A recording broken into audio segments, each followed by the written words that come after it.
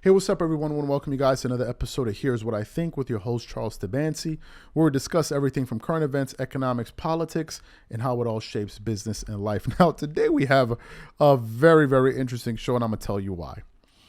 Because today's show is centered on a person that just finished endorsing Kamala Harris just 2 days ago or so, and then came out yesterday night and said that she did terribly, or rather she was unprepared, to use his word, during the interview that she had with Brett Baer. Now, who am I talking about? Yesterday, we produced a show that was centered on the endorsement for Geraldo Rivera, who used to work at Fox News, after he endorsed Kamala Harris. He actually put out a tweet on X or Twitter 2 days ago, actually on October the 14th, that generated 5.6 million views and 15,000 plus comments with 51,000 likes and 12,000 retweets. Just to quickly summarize some of the things that he said, sore loser with 3 weeks to go until Election Day, Donald Trump stands a reasonable chance of becoming the 47th president of the United States, despite assassination attempts, impeachment, special counsels, felony convictions, and hundreds of millions in civil penalties. Most polls show his race against VP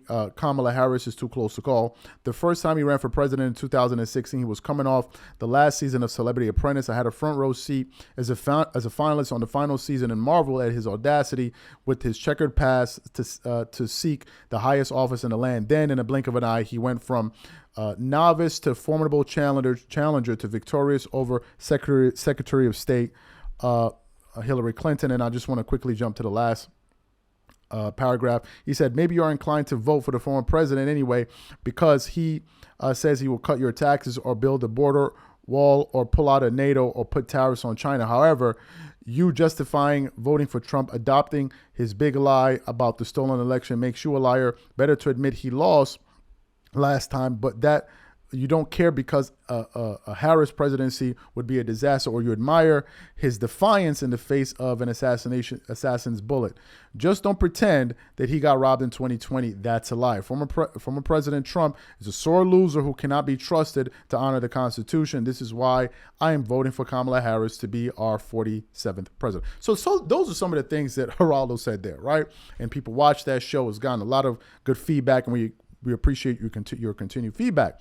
So after her interview on Fox News yesterday, the last person I was expecting to hear say that she seemed unprepared, she didn't really know what was going on, she didn't really hit the right points during that interview, was Geraldo Rivera, where he essentially came out and said that she was not prepared and he was disappointed in her performance. So for those of you who didn't hear what he had to say, I want to play some of his comments for you now, and then want to come back and continue on the show. Take a listen to what he had to say there. I am baffled by the lack of preparation going into the highest profile interview she has, as you described, Dan, the highest profile interview that she has given. For example, the Democrats knew that immigration was going to be all about immigration. They were going to come out, Brett was going to come out smoking on immigration, and he would culminate his lament over how awful the situation is with pictures of the victims.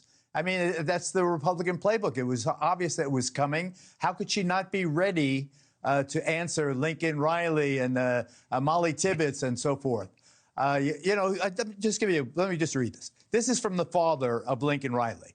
I think it's being used politically to get those votes. It makes me angry. I feel like they're just using my daughter's name, and she was much better than that. And she should be raised up for the person that she was. She was an angel. Why couldn't the vice president say these, as she did, that these are tragic deaths and the hearts go out and you're punched in the gut by it, but also say that these people or these poor victims are being used for political purposes? To me, that's politics 101. I'm not a politician.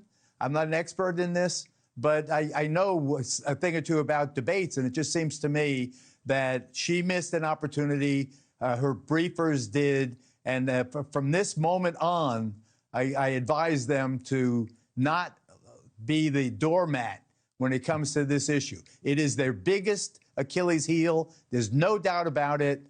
If Donald Trump wins, it will be largely because of the immigration issue and the fact that Democrats not only blew the reality on the border over the last 3+ years, but they don't know how to respond to it, I think is malpractice. So you heard his commentary there. First of all, I want to be fair about this. He is 100% correct that Kamala Harris's Achilles heel is the issue on immigration, and the Republicans know this, right? The Democrats are aware of this as well. So it made perfect sense for Bret Baier to hammer home that point from the onset. And I think that she could have done a better job fielding some of his questions. I thought she could have done a better job. And in the other show, did a better job. And the other show that we produce, it depends on the order in which you're seeing these shows. I don't think that her strong suit is interviewing, clearly, right? She's good at it. She's good enough, but she doesn't really hold her own the way we've seen other presidential candidates do in the past. That's the first thing. But to be fair, Bret Baier is a tough interviewer.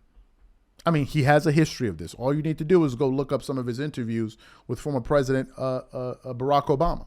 Even there, it was a tug of war. They were tussling, right? So I think he did his job. Could she have performed better? Absolutely. But I think that if you're a Kamala supporter, you'll be encouraged by the fact that she had the courage to go up there and sit there by herself and take the hard questions. And in various moments during that interview, she pushed back. She pushed back and she hit with some very good points, especially when she was talking about the dangerous rhetoric from former President Donald Trump. So, look, this is essentially what Geraldo Rivera had to say. So the question is simply this.